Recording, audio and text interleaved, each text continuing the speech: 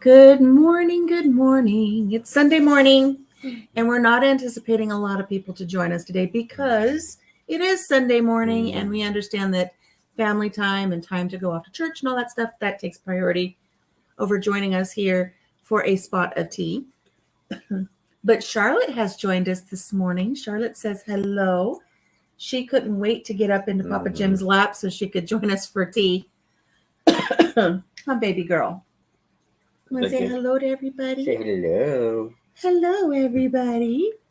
She says, give me tea. I want tea. Yeah, don't kiss me. I don't know where that mouth's been. Right. So, didn't get my hair done this morning, so I opted for my colonial nightcap. I warned you guys that there would be days I'd be showing up in a colonial nightcap because Papa Jim got this for us for our trip, and so that we could dress up in our flannel nightgowns and colonial nightcaps, just like they did in the olden days when we stayed at the 1790s antebellum mansions. Good morning, Denise. Good morning. Here for a spot of tea. Cheers, cheers. So let's see. I don't have a mail call this morning because my mail call is upstairs. So we're just going to skip over the mail call this morning. I'll do that tomorrow. I got something really neat in the mail.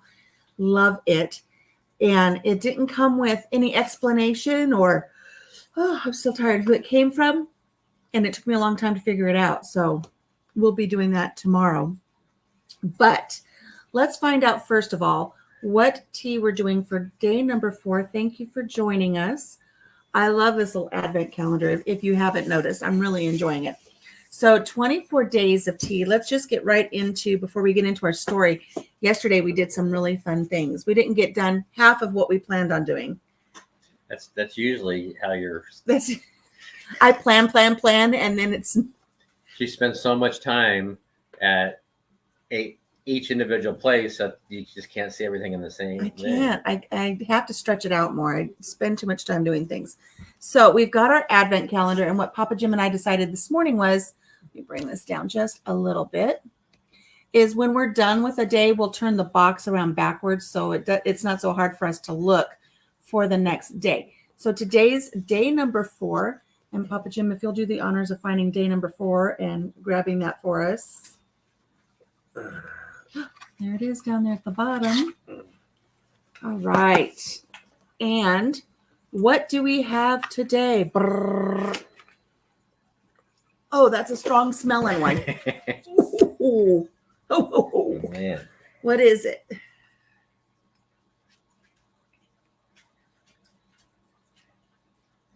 It is dark chocolate orange. Ooh, that might be good.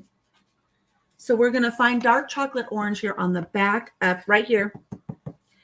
Ingredients: black tea, cocoa bean, orange peel, chocolate chip, which has sugar, cocoa, and soy lecithin. Natural flavorings of chocolate, cacao, orange, and some sweetening. Cocoa husk, and it contains soy. So we are going to heat our water up to 200 degrees. And once we get this into our infuser, we're going to steep it for 3 to 5 minutes. So let's give everybody a look-see. Oh, that's really interesting looking. Look at that. Let's see, right there. Look at all of the little chunks and everything in the tea. Ooh, that's kind of interesting. Let's open it up and give it a sniff rather than just smelling it outside of the little container. Papa Jim, did you hear what I'm going to do with these little containers when we're done? He doesn't know what I'm going to do. You know I'm going to do something with them. Why are they so difficult for me to open? Oop, there we go. Take my glasses off. My glasses are making me dizzy. I mean, I can smell that from here. Wow. Pretty fragrant. You know those orange chocolate balls that you get at the holiday time? Yes. That's what it smells like. It's like the chocolate, almost like the cordial cherries, but with the orange inside of it. Orange. Yeah. Mm-hmm. Okay. So we're going to use our infuser today. I had Bunny on standby in case it was a fruit infusion, but it is not a fruit infusion.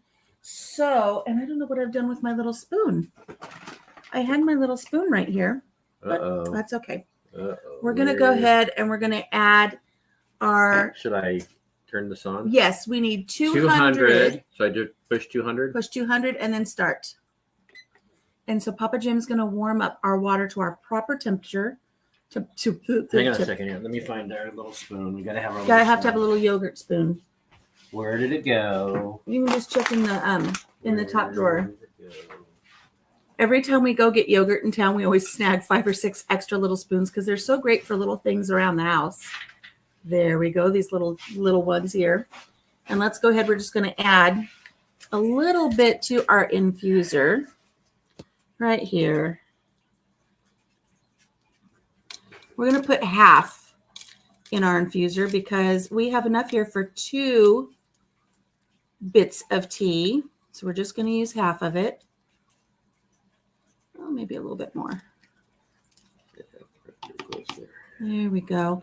And once this is done, once the water's done heating up and we add it to our infuser, we'll get to see the little tea leaf dance that I think is so beautiful and fun. Now, did you say how long it's supposed to? 3 to 5 minutes will be our time. I'm going to say we do it for 5. Yeah.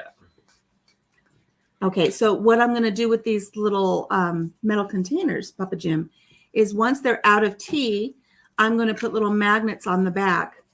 So then they will hang on the side of the fridge and we can put little spices or whatever we want on the side of the fridge. So they'll be easy to grab, the ones that we use commonly. Be able to grab those.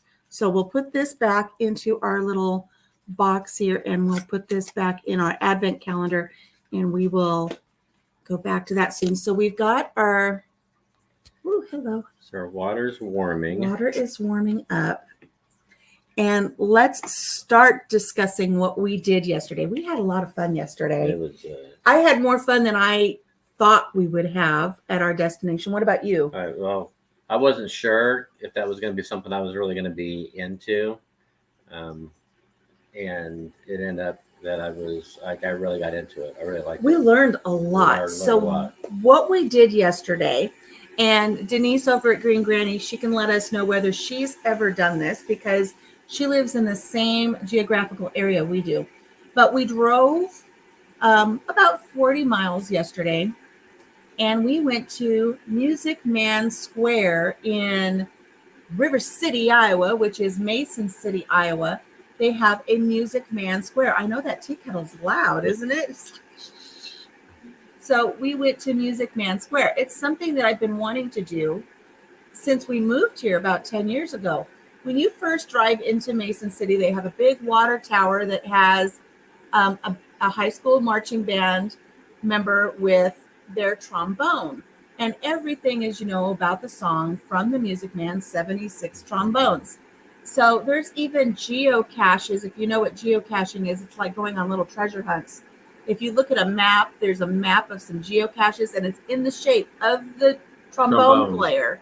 And you can go hit all of the little things. But anyway, so we went to Music Man Square yesterday, parked in the wrong spot, walked around through construction to the door we thought we had to go into, and it said, go enter on this other spot. And we didn't. All the way around. We had to walk all around the place, which unfortunately, because we walked in the wrong way, we missed some important information coming in that we didn't learn about until we were leaving. And we'll share that with you in just a second. But Music Man Square is a square dedicated to, make sure I get this right, Meredith Willson. And Meredith Willson is the man who wrote the musical Music Man. He also wrote the musical The Unsinkable Molly Brown, which I haven't seen either one of those. And he wrote another musical, and I can't remember what it was called, something Love. He worked with Charlie Chaplin. He met lots of presidents. He did all kinds of things. But I think one of the most amazing things we learned about him, we actually did that play in high school, says Denise. Still remember all the music. I played in the band. How fun. Denise, if you get a chance, going up to the Music Man Square was much more enjoyable than we thought. But what we learned yesterday that I had no idea is, in addition to this man writing plays, he wrote a song that we all know and love. And I didn't know this. And I started noticing as we were walking around Music Man Square, which when you walk in, it's like walking into a little downtown.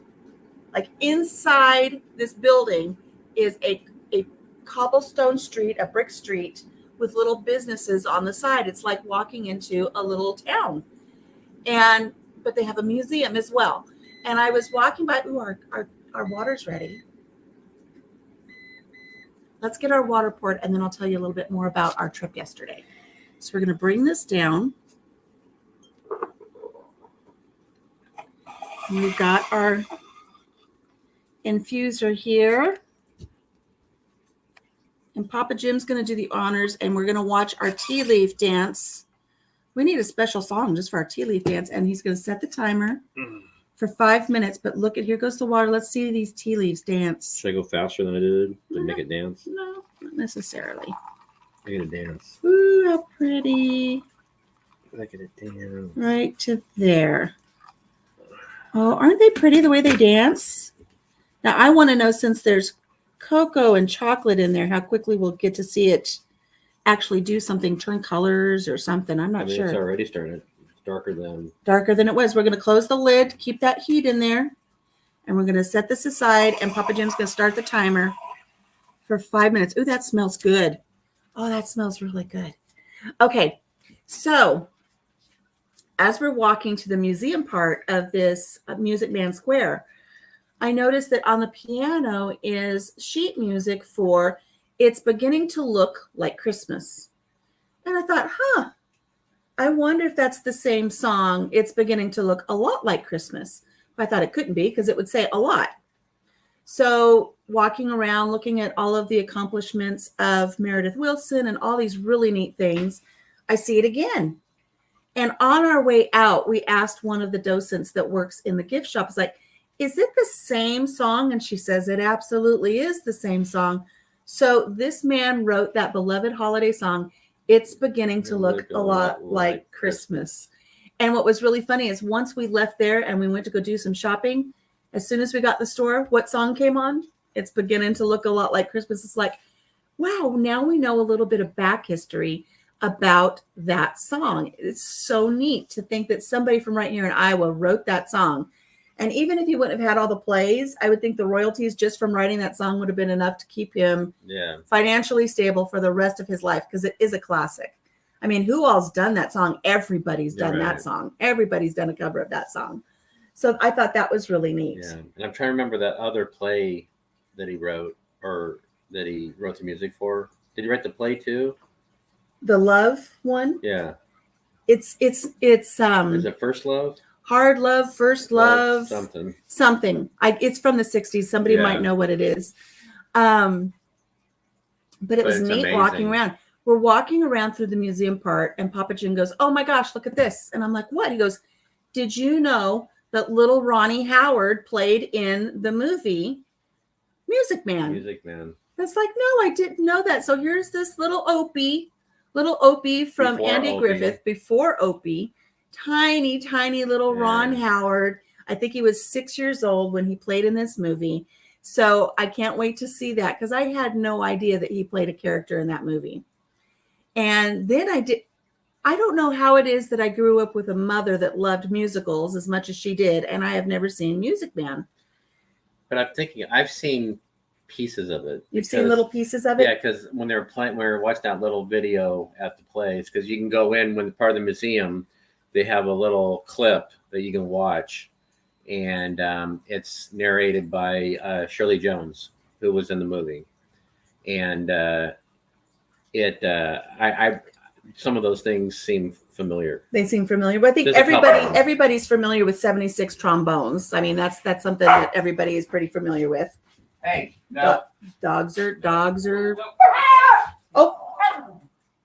Dogs are getting feisty. I tell you, we've got Harley. Harley's 15, and he's blind, and he walks in circles, and sometimes he walks into an area that Maymay's just not happy with. But anyways, so we learned about, I didn't know Shirley Jones was in this movie, and I didn't know Ron Howard was in this movie and of the play. And so we were watching all of this, and as we were getting ready to leave, Papa Jim goes, did you want that movie? I said, yes, I want that movie. So we haven't unwrapped it yet, but we did get a copy of The Music Man, so we can sit down today after we have our tea and watch it, because I've never seen it. So, and for being an item that we picked up at their gift store, it was only $20. That's not bad. We might have been able to get it cheaper on Amazon, but we got it from the Music Man Square, so it's got a little bit more meaning. So we're going to watch this later after we have our tea. And I don't know, we just learned a lot of neat things about the man. What's another fact about him? Oh my gosh, I'm telling you. While you're walking around, you can read all of these interesting things about this man. His name is Meredith Willson. I don't know what it was about this time frame, why so many important men had gender neutral names like Marion, which is Marion was John Wayne, and Meredith is Meredith Willson. And I got the two confused yesterday, because I know when I was talking to docents, they'd look at me funny, like, Marion, who's Marion? Anyways, one of the things we learned was when Meredith Willson was born, he captured the title of the largest baby born in the state of Iowa at that time. Ooh, our 5 minutes is up. I think we're going to let it go just a little bit longer.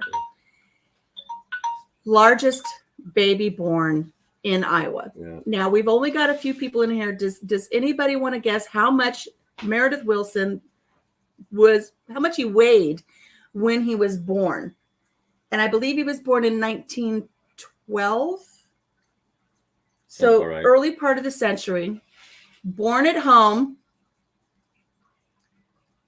Nobody's guessing. So I'm just going to go out there. I'm going to throw it out there. We were astonished. Yes. Now think back to the earlier part of the 1900s, before they had like growth hormones and all of the corn syrup and all these things, where, everybody was little. Hello, Nicole. Good morning. She says he probably weighed 9 pounds. On The Price is Right, where they have the little yodeler that goes up the thing until they fall over the edge. He was more than 9 pounds. More than 9 pounds. The docent, what did she say? That she can imagine? Yeah, I was talking to the docent. 12 pounds. That little yodeler man is still crawling up the mountain, Marlene. 13 pounds, says Denise. The little yodeler is still climbing up the mountain. He weighed more than 13 pounds.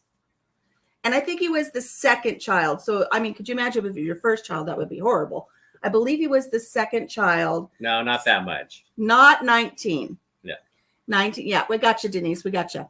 So we're just going to tell you what it is, because we've had several good guesses. He weighed 14 pounds, 6 ounces, which was a record here in the state of Iowa. Now, the plaque that we saw said it was the record at that time. I need to know who broke that record, because that's just insane. So what did the docent say? The docent, I was talking to the docent when we were getting ready to leave, and I was talking about this fact that this baby weighed 14 pounds, 6 ounces, and oh my gosh. And she said, sometimes I think I can hear his mother's screams. I was like, oh, that's a little bit morbid, And I said, well, I know he was born here in Mason City. Does the home where he was born, does that still exist? And she looked at me like I was stupid. And she said, well, yeah, it's right next door. It's that house that you see right out that window. I didn't know, because we came in the wrong way. Yeah. If we would have come in the proper way, we would have seen a sign that said it was his childhood home. And she says, sometimes when I'm in that house, it's almost like I can feel his mother's pain, and I can hear her screaming, pushing out that 14 pound, 6 ounce baby. I said, oh my gosh. I said, do you do tours of the home? She goes, oh yeah, we do tours. So I'm going to go back. Just imagine in your house, in your bed, pushing out a 14-pound baby. Before they had the medicines of today and all that stuff, there was no epidurals or whatever. She felt the whole blunt of that. She felt the whole thing of that baby. He better loved his mama. That's all I can say. He better have loved. He told his mama every day he loved her. He better have. All right. Let's get to. Let's pour our tea, because it has been 5 minutes. Yeah, no, I'm not doing that either. I had a hard enough time getting one out that wasn't even 8 pounds. I can't imagine. No. I can't imagine 14 and a half pound baby. All right, All right. so here's our teacup from yesterday. No, I almost poured it. And poured it the wrong way. Here we go. So this is the chocolate orange black tea. And I don't know if we're going to need additional sweetener in it or not, but I've got the monk fruit on standby. Well, it's dark, so it's probably not going to be. Make sure you get those final drippings. I'm getting them final drippings. I want to know what these big chunks of white are. Can you guys see the chunks of white? It looks like apple. It looks like apple, but there's not supposed to be any apple in this one. I think it's orange. I wonder what that is, because we read the ingredients on it. Let's look at it again. What would be those orange thingy dingies? Let's see, because I'm a little bit curious. What was the tea for today? Nicole wants to go. And Marlene says, oh, chocolate orange is one of my favorites. Marlene, she does sweeten hers a little bit. Marlene, do you sweeten it with a sweetener or honey? Because I have both on standby. Oh. So does it smell good after you infuse it? The dark chocolate orange tea has black tea, cocoa bean, orange peel. Maybe that's the orange peel that swelled up. Could be the peel. Chocolate chip, natural flavorings, and cocoa husk. Interesting. I'm guessing it's probably the orange peel. I think that's probably the orange peel. I think you're right. So she sweetens hers, but she hasn't said what she sweetens it with. But I think we're going to taste a little tiny little bit and see what we start with. Yeah. And then we'll see about adding some sweeteners. So cheers. Pinky's up. Oh, God, I'm tired. Oh, it's, you know what? The smell is almost overpowering. It's a very strong smell.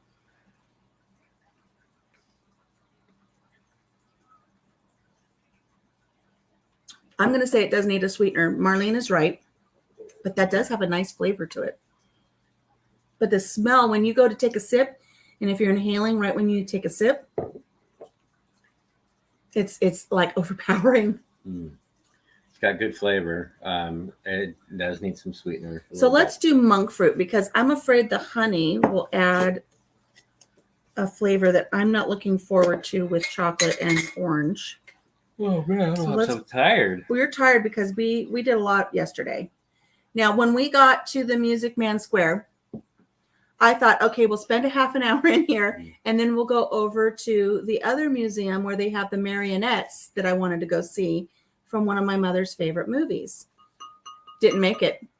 We got there around, I'm going to say we got there around 1 o'clock. We got there at 1 o'clock.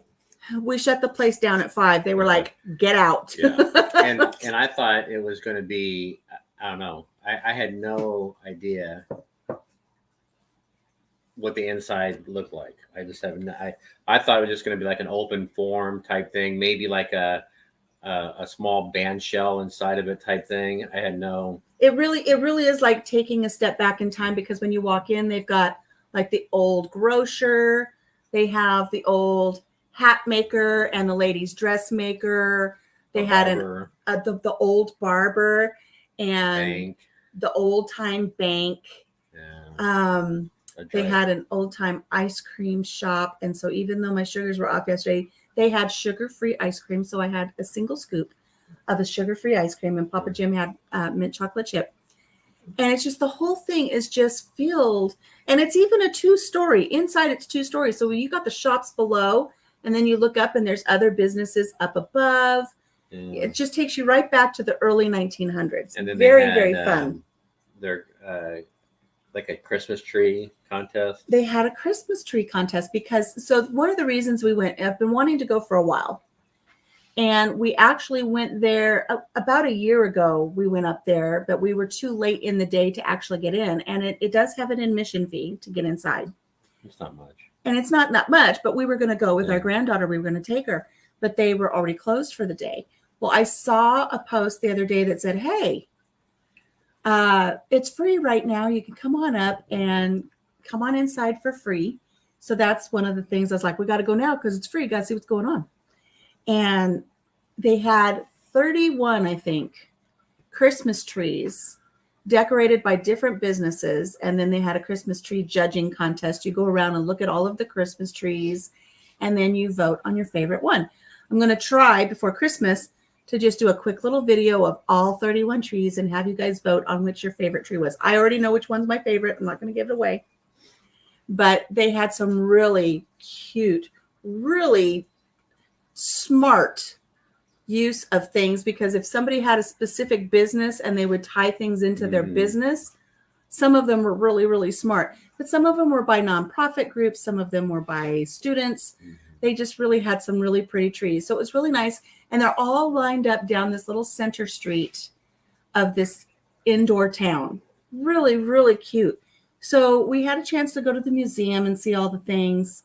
The only thing we didn't do in the museum is we did not stand in the thing where you put your face in the cutout and you can be the two characters from the show. We didn't do that, mainly because we didn't have anybody to take our picture for us. So yes, it reminds me too of the chocolate orange, the little ball that you break that you get at Christmas, and you have all the little sections, which I haven't had one in a long time. Let's try this again.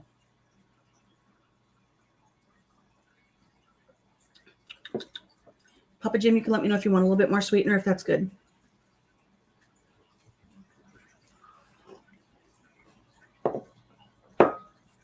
I don't know what you think, Little. Maybe a little bit more. Maybe a little bit more sweetener. Depends on if you like it real sweet or if you like it a little. I don't like things on the mild side. I like them a little bit on the sweet side. That's why she's got me. That's why I married this man.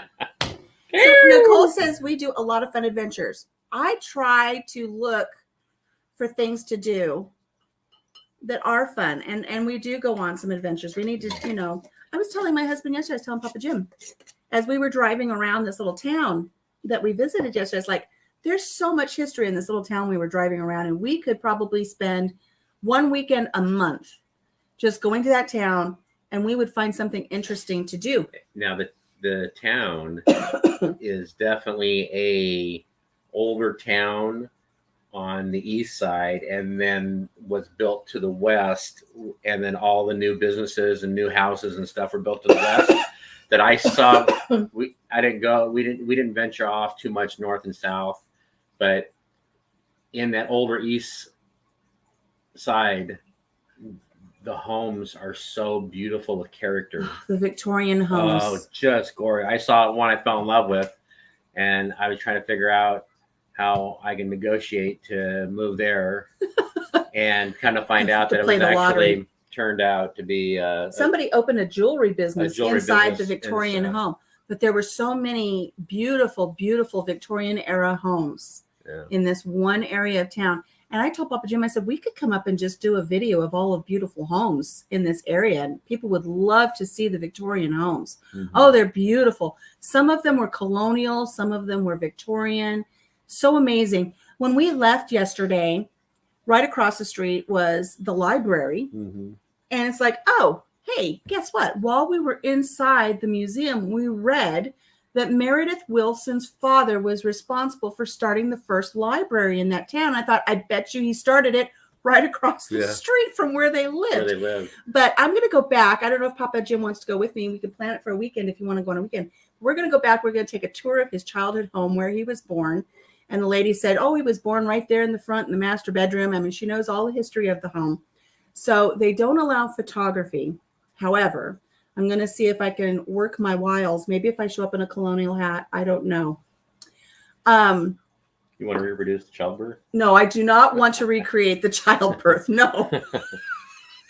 Nicole said she would watch that video if we did some Victorian homes. So pretty. They were just, I mean, there was, and this is the time of year to do it too. Ooh, this is the time of year to do it, because all of these beautiful Victorian homes are decorated for Christmas. They've got the Christmas tree right in the front window, and they've got the porches with their rocking chairs. And they have the round turret rooms, the round rooms with the spires. So beautiful. We just drove around. It's like, look at that home, look at that home, look at that home. Oh, it's so pretty. It is. And I told Papa Jim, I said, maybe we need to win the lottery. Here's the thing, though, is even if we won the lottery and one of those homes were available, we don't know that we want to live with neighbors that close, because we've really gotten used to living out here on the farm. And also, it's the areas are becoming, more commercialized. Yeah, industrialized, Right. commercialized. So you got a lot of traffic and stuff, and not that when once you go and move to acreage, it's hard to think about going back and having all the noise during the night times and stuff. For me, that's my personal. Yeah, we're out here in the middle of nowhere. Yeah. So Nicole says we crack her up. You like this hat? Papa Jim got this for me for our travels when we stayed in a 1790 colonial era home. Oh, Marlene says she loves us. You're working against your in and out. That's okay. That's okay. You do what you have to do. That's okay. It's a family tradition that Mrs. Claus brings them for everyone. Oh, how fun. How fun. We both, this is just one of my flannel nightgowns, but we have, Papa Jim even has a flannel nightgown, a nightshirt, right, a man's nightshirt. A man's nightshirt. And he took that on our travels, and we had fun. So little we drafty. had a little drafty. We had a lot of fun yesterday. Like I said, we closed out the place, and I'm going to post the Christmas trees so you guys can vote on the Christmas tree that's your favorite. We had ice cream in the old time ice cream shop, and the man who worked there had a lot of knowledge about different things. And he shared some of that knowledge with us about how they had a player piano in there. And he said back in the day, the player piano was the TV of the era or the radio of the era. And as we were talking, and I told him it reminded me of that song, Video Killed the Radio Star. Radio killed the player piano era. And TV killed the radio era, where everybody would sit around the radio in their living rooms. So back in the early 1900s, the thing is you didn't have to learn how to play piano like you did earlier, in the late 1800s and before that. But you could put on the player piano and it would play the music and you could entertain in the parlor. Hi, CB. See, if you think about it, though, like when we watched Our Little House on the Prairie, and then you got Pa, he would play the fiddle. He'd play the fiddle. And then, so you had the hand instruments, and then they got to the player pianos, which took that out. So it's just amazing that how technology, even the most little things, have changed. And if you look back on some of my earlier videos, and there will be more in the future videos, I believe it was where we stopped off at the, I think I used it for where we stopped off at the Mormon Trail rest area, which was like, who stops at a rest area and think you're going to end up on the Mormon Trail with all of this history that we learned about? But that one, and I think possibly the one where I did a book review on one of Laura's books, her journal when they moved from De Smet, South Dakota, all the way down to Missouri. The background music is someone playing Pa's fiddle, Pa's actual fiddle. And when we were down there at the museum, I was like, can I touch it? And they were like, no. I was like, please just let me, I promise I won't hurt it. I just want to touch it. They wouldn't let me touch it, but I was able to get some music from it. So, and they said I could use that. So that was good. Some music that's been played on Pa's fiddle. And you got pictures of it, where a lot of people can be able to get if you see videos, and we discussed this yesterday about copyright stuff, if you see videos on YouTube of people going to the museum down at their home in Missouri, and they're walking through the museum, taking video with their kids and stuff, they weren't supposed to do that. There's no video recording in the museum or in the homes. Not supposed to. But we had permission because we had been in, I worked it. I wore my colonial cap. But so we were able to get some video inside and meet with the docents, and I'm still editing footage from that. It was really cool, Nicole. Really cool. All right, so let's try another sip of this. I like this, but I think because I told you guys I'm kind of dealing with this inner ear sinus weirdness. I don't know what I feel like it's a little bit too strong for me.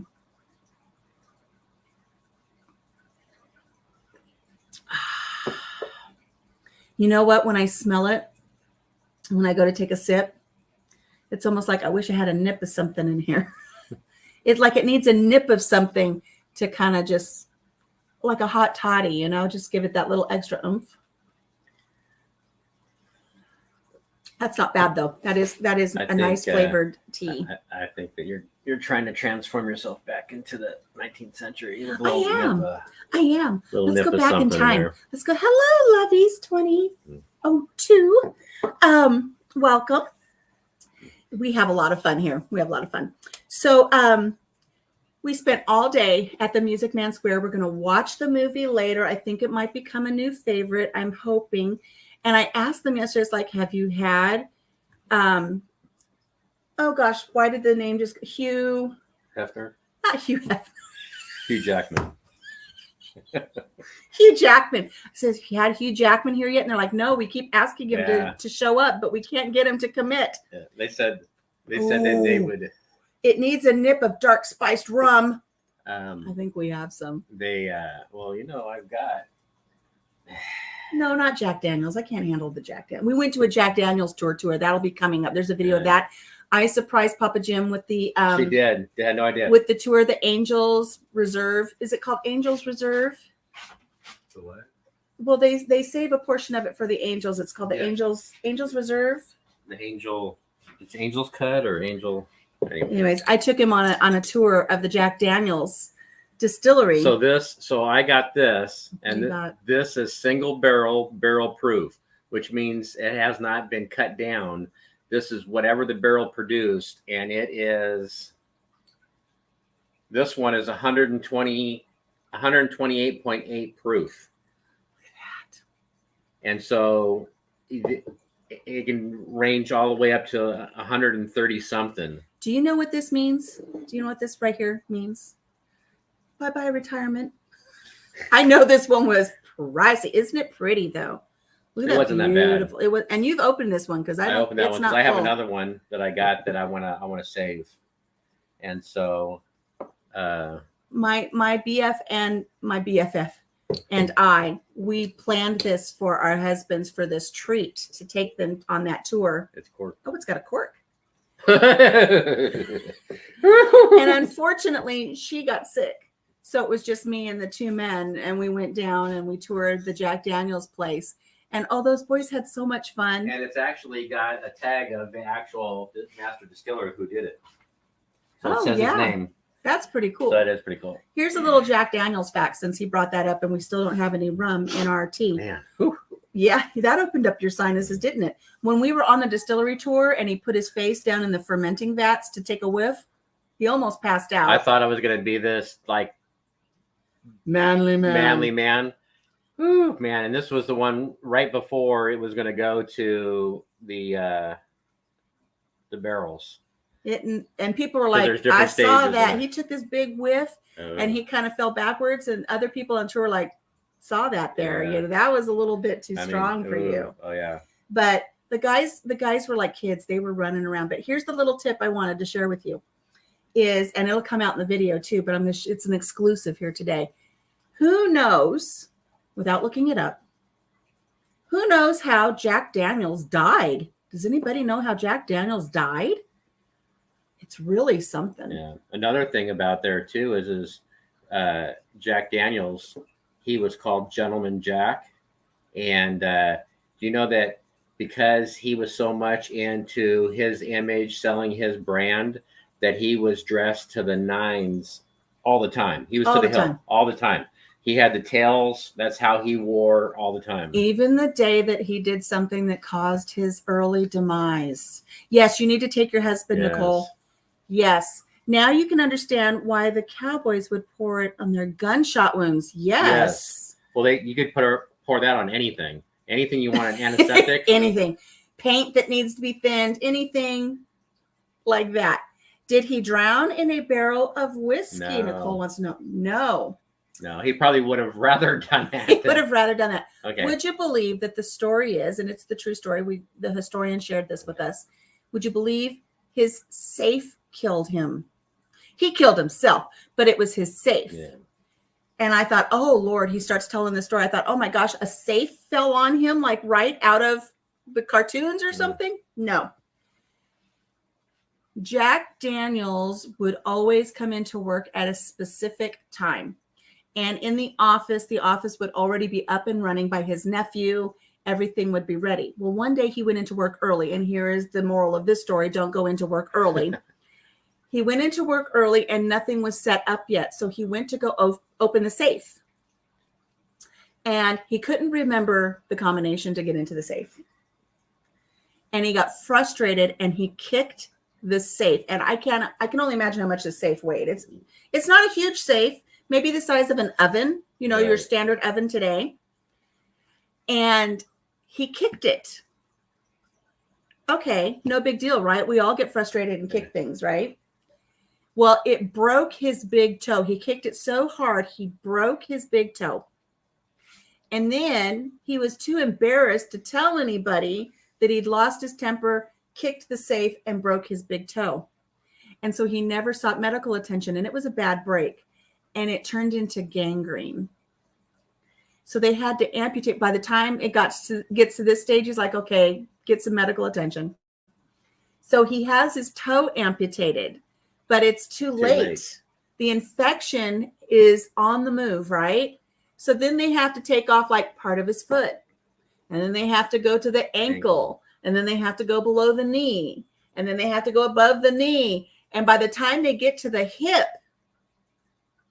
it's already done its damage. And he passed away from gangrene from breaking his toe, kicking his safe because he went into work early. That is a horrible way to die. Death by pride. Yeah. Absolutely. Absolutely. What a sad thing to do. Yeah. What a sad way to go. And yeah, that must have been painful. And for a man that was, you know, gentleman Jack, like Jim says, dressed to the nines all the time, took pride in himself, to start losing a portion of himself all the time. He was only 5'2". He was a tiny little man. Yeah, he was tiny. If you thought, yeah, that's another thing too, is that. Wait, was he 5'2" or 4'11"? He was 5'2". Yeah. Laura Ingalls was 4'11". Yeah, we went on so many things. So they had a picture of him with his employees and at a party, and they were all sitting down for this picture, and he was standing up, and he was at the same height as everybody sitting down. Lovey says he should have poured whiskey on it. Yeah. He should have. It might have saved his life. Right. Hard to say. Well, I'm sure he probably drank his whiskey probably because of the pain. I'm sure he self-medicated quite a bit. But what a sad way to go. But it was really neat. If you get the chance, it was in Lynchburg, Tennessee. Yeah. So we went on that tour. And what was funny is, like I said, the guys didn't know anything about it. My friend and I planned it for the gentleman. We were just going to kind of go. And I thought, you know, they can have my sip. We were going to do a taste testing. And I said, they can have mine, but they weren't allowed to do that. But as we're driving, I'm in the passenger seat. Papa Jim is in the back. And then our friend's husband is driving because he knows the area. They live down in that state. And I said, okay, take this off ramp here. And we take the off ramp. And there's this sign that says Jack Daniel's Distillery. And her husband, my friend's husband, says, oh, you know, someday I want to go there. I said, not today, Sonny. We got plans. He was like really dejected because I was saying, no, we can't do this. Because I had an itinerary. I had it all mapped out and nobody knew what we were doing. And so I said, turn right here, turn left here. And eventually we get to where it's like we're at the parking lot for the Jack Daniel's Distillery. And I said, surprise, guys, we are going to the distillery. And we're going to go on a tour. Right. I hope, you know. And at that time, at the turnoff and all that stuff, I was helping one of our sons with a car problem on the phone. So I'm trying to deal with that. So I'm not even really looking at where we're at. So yeah, he had no idea till we got right there. So we had a lot of fun there. So we've done some fun things. I like to find fun and unique things. You know, that's just it. We were planning this trip to Nashville, and everybody says, oh, you need to go here, you need to go there. And it's like, I didn't want to do the normal things. When somebody says, I'm going to Nashville, I didn't want to do the normal things. I kind of wanted to do some out of the way, unique things. And I think we did quite a few of those. Yeah. So that's what we did yesterday. We did this really unique thing, going to Music Man Square, learning all about Meredith Willson and his plays and his music. And the next time you hear it's beginning to look a lot like Christmas, just know that was written by a man in Iowa, born and raised here, born in his mother's bedroom, coming into this world at 14 pounds, 6 ounces. That mother needed a good shot of whiskey, I'm telling you. Yeah. And I mean, he got to play. He went to the Philharmonic? Oh, he played with John Philip Sousa. Yeah. He played with the Philharmonic. He got to play for the opening parade for Disney World. He did all kinds of really neat things. Just a man from Iowa. Yep, just a man from Iowa is what I think they say in the, you know, that's funny because we call it Iowa. But I know when I was listening to, did you know that there is an actual voice recording of Laura Ingalls Wilder? There is. There's only one. And I'm going to be showcasing that soon. But she calls it Iowa. And I noticed in a clip that I saw from this musical, they call it Iowa. So instead of Iowa, we're reviewing things in Iowa. But so we spent all that time at Music Man Square. We did not make it to the other museum. I always thought this other thing that I wanted to see yesterday was in the Music Man Square, but it's not. It's just around the corner. Yeah, well, not too far away. It's about 2 miles away if you went the way that we went, because we went down to the wrong way, turned, and had to come back around. And we took the scenic route. And as we're driving, Jim's going, "Look, kids, Big Ben, Parliament," because everything down there is kind of like one way only street. So we were driving in a circle trying to find this next location. But the next location, we won't be doing it next weekend, because next weekend I'm excited. I don't know if Papa Jim's quite on board yet, but we're going to go to a Civil War reenactment Christmas party. And I think it's going to be interesting. They made hardtack crackers. And then I'm going to say it right now, guys. This was my idea. I gave them this idea and they ran with it. But they made hardtack crackers as Christmas tree ornaments. And on the back is information about a Civil War soldier from Iowa. And then once you collect your Christmas ornament that you get to take home with you, and it has the name and everything of the Civil War soldier, when you leave, you get to actually learn about the Civil War soldier. They'll have some information so that you can get information about this Civil War soldier that you selected. And I gave them that idea, and they were like, "Yeah, that's a great idea." So, and I gave them that idea based on like when you go down to the Museum of Tolerance, or when you go onto one of the places where they have the Titanic, you can actually collect a card when you go into the Titanic Museum, and then you find out whether you survived. At the end of it, you know that if you survived or not. So yeah, so they did the ornaments. We're going to go get an ornament, and I've been asked to sit at one of the tables and share some of our stories from when we went to some of the Civil War battlefields on our trip down in Tennessee, which I've shared with you before. Some of them just made me bawl like a baby. I was just weeping. So moving and so stirring, such wonderful stories. So they've asked if I would just mind sitting at a table and just sharing some of that. And I told them I would do that. Still undecided if we're going to kind of join the ranks and maybe be participants of these Civil War reenactments. I think it would be awesome for Papa Jim to be able to shoot one of the cannons. I know it's something he wants to do. So, I wonder if Amazon sells cannons. Does Amazon sell cannons? If Amazon sells cannons, please let me know before you do that so I can get an affiliate link so Mama can make 40 cents. Speaking of the affiliate links, in the first 2 days of our teas, I do have a link for the tea kettle and a link for the infuser, if that's something you'd like to look into getting for yourself. Okay. But we're going to plan another trip up to this area because we didn't make it to the museum, because at the museum where I want to go are the marionettes from The Sound of Music. And my mother loved The Sound of Music. And so at that museum, because I believe that man was from this area as well. I can't think of his name off the top of my hat. But he made all of the little puppets for the little goat herder song. And he was also involved with doing all of the balloons, like back in the day for the Macy's Day Parade for Thanksgiving and everything. So we're going to go to that museum and learn all about the little marionettes and stuff. It's something I always wanted to take my mother to, but was not able to. So, oh God, there's an idea. What's that? Do we take Mama with us? To where? Do we take Mama with us to the museum to go see the marionettes? Oh, I don't know. Mama's upstairs in my craft room. I have her ashes up there. I talk to her all the time. I thought we're gonna get a little thing to put her in. Yeah, I need to. Well, that's just it. We could get a nice little thing. We could take part of her with us. Part of her with us. Up to see the marionettes. Yeah. So just so you know, next weekend it's supposed to snow. Next weekend it's supposed to snow. Yeah, both days. Both days.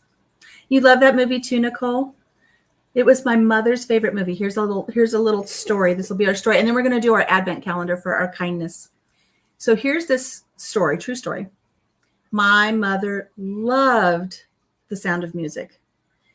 Back in the 70s and 80s, before we had VHS and DVDs and any ways to save anything, every year when it would come on, we all knew Mom was watching Sound of Music. And we all had to watch Sound of Music, whether we liked it or not. We're all watching Sound of Music. And so it was a yearly tradition that we would watch Sound of Music. Do you remember the first time you were over at our house and you had to watch Sound of Music? I mean, he was probably only 16 years old. So my mother every year watched Sound of Music. She loved it. When my mother was in a coma because she had a brain bleed, I went and found the soundtrack to the Sound of Music, and I played the Sound of Music for her. So in case she came out of her coma, she would have something familiar. So it was always the Sound of Music. I sang Edelweiss to her, just anything Sound of Music, and she just loved it. Fast forward to 2010, 2009. 2009, my dad was on his deathbed, and my mother and I are sitting 10, 15 feet away. And my mother tells me the story about how my dad is not my dad. My real dad, my biological father, I don't like to say real dad because my dad was my dad, but my father was a man that my mother was madly in love with. My mother was a divorcee with 2 kids. She's having this wonderful Notebook-esque love affair with this young man that works at her hospital where she works.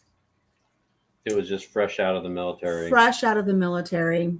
He's a radiologist, and they start having this beautiful love affair. And about 1 or 2 years into the love affair, they go out for ice cream, probably in a little parlor like where we were yesterday. And they're having their ice cream. And my mom says, I'm pregnant. And he's only 28 years old. And like Papa Jim says, fresh out of the military. And it scared him. And he says, I don't know what to do. And he got up and he walked out of the ice cream parlor and just left my mother there with her 2 boys, pregnant, and basically feeling abandoned. So, and I mean, on and on and on. She ends up marrying my father who raised me, blah, blah, blah, blah, blah. But they were each other's true soulmates. Okay. This man who's my biological father. They reconnected after my dad passed away. And I had the opportunity to find him and meet him. And he tells me, he goes, oh, I remember the very first date I took your mother on. It was so wonderful. And I was like, oh, tell me, because I want to know about this love story, right? He says, I took your mother to opening night for The Sound of Music. And I'm like, oh, that's why my mother loved the movie so much, because it was her first date with the man that she pined over her entire life. They were separated for 43 years until they spoke again after my dad passed away. So for 43 years, she watched The Sound of Music because it reminded her of her true soulmate. Not saying she didn't love my dad. They loved each other. But I don't know that they were ever in love. There's a difference between loving someone and being in love with someone. I just don't know. My mom would always say, yeah, she'd always make references. Make references. She would say to me, she would watch Papa Jim and I, and she'd say, it must be so wonderful to be married to your best friend. I wish I would have had that. So, and it never made sense to me at the time, but now it makes sense. Yeah. Because the first time they were able to speak on the phone again, they said hello, and he was like, oh, my darling, I've missed you. And I mean, it was just tear jerking. But that's why she loved The Sound of Music. So we want to go see the Little Marionettes for The Sound of Music. I don't know if I have the heart to take some of Mom's ashes up with me. I don't want to walk around with the whole box because as clumsy as I'm feeling, I'm liable to dump the entire thing. That would be awful. I've shared with you, I've got this inner ear thing, and even Papa Jim says he feels a little off. But we stopped for lunch yesterday. And as we're walking in for lunch, I kind of did a side shuffle, like I was falling over to the right. And Papa Jim's like, are you okay? And it's like, yeah, let's sit down. We sit down. And they had specialty margaritas. They looked so pretty. And I told him, I said, oh, I wish I could have a specialty margarita, but me feeling off, the last thing I need to do is add alcohol to it. And he says, yeah, but if you add alcohol, maybe it'll switch you back to leaning a little bit to the left and it'll straighten you out a little bit. I thought, that's a good idea. But I didn't risk it because then it might send me all the way to the right and I might end up on the floor somewhere. So let's move on to our random act of kindness because we're coming up on an hour. One by one, I'm losing you guys. I know it's a long time to talk on a Sunday. But let's look at our random act of kindness. Was anybody able to do your random act of kindness? I smiled at a stranger yesterday. And I said someone's name. When we were at the gift shop, I asked the young lady, I'm going to call her a young lady out of respect. That sounds awful. I asked the young lady what her name was. And so she shared her name with me. And I called her by her name all the way through. So today is number 4 on our Advent calendar. Let's hit number 4 and see what our random act of kindness is today. Oh, it says make a gratitude journal. So there's the little artwork for making a gratitude journal. Very cute. And this is what it says. Let me get my glasses on. Today, your random act of kindness is to make a gratitude journal. Your task is to make a gratitude journal. Welcome to the Department of Redundancy Department. Welcome. I have to remember this is written up by children, so I have to be kind. You can write what you're thankful for or grateful for. You don't need much. All you need is a kind of notebook and a pen, and if you want, a cozy place to write your thoughts. Ideas to write about: describe your favorite moment of the day, write about a random act of kindness from another person, write about something that cheers you up when you feel down. Very cute. Very cute. So that's the random act today. And actually, it's a random act of kindness for yourself. Or if you don't want to do a random act of kindness for yourself, you know what you could do, which would be really nice. This is what I think. This is what I think it should be. I think it should be. I could listen to you all day. Well, thank you, lovies. I could talk all day. Don't get me started. I think it would be nice if you went like to the dollar store or the Dollar Tree. You could find little journals for $1.25 and find a really cute little sparkly gel pen. And you could get the journal and the pen and you could write an inscription on the inside of it to someone special, a neighbor, a friend that might need cheering up. Write in there that it's a gratitude journal and take it to a friend. That's the random act. Take it to a friend and say, here's a gratitude journal. I was thinking of you. I'm grateful for your friendship. And I thought you would like to have this little gratitude journal. And then they can write in their gratitude journal. And that would be a wonderful act of kindness. I think that would be great. All right, friends, I'm going to let Papa Jim have the last few sips of tea. It's not quite sitting right in my tummy. I don't know why. I don't know if it's because, I don't know what it is. I don't know if it's because it smells, it's got that sweet dark chocolate smell. And I don't know if it's kind of throwing me off. I took the week off work after Thanksgiving. I probably won't be on the lives this week. You have a wonderful, wonderful, relaxing time. Don't you worry about it. They're always available for replay. I was telling my friend who just started a new job this week, she says, I'm not going to be able to chime in for lives. I says, play the replays on your commute home. Because she was telling me, she goes, oh my gosh, the commute's horrible. I'm going to be on the road for over an hour and a half. I said, so play my tea times. You can listen to me yammer and it'll be like I'm sitting right there in the front seat with you. And she says, okay, so you can play it. It's been fun. I try to attend if work isn't busy. You know what? You have to prioritize. Yeah. You have to prioritize. I would never want anybody to feel bad if they could not chime in because they had work or family or church or anything. Priorities. Yeah. That's key. Don't worry about it at all. So having said that, we're going to go ahead and grab a nice warm blanket because it is chilly today. We're going to open the Music Man. We're going to pop it in the DVD player. Hope we eat first. You hope we eat first? I have to cook? Well. Don't look at the dogs like that. You have an hour commute to Houston. Oh. Yuck. All right, I'm going to feed my husband. I may or may not keep the Colonial nightcap on.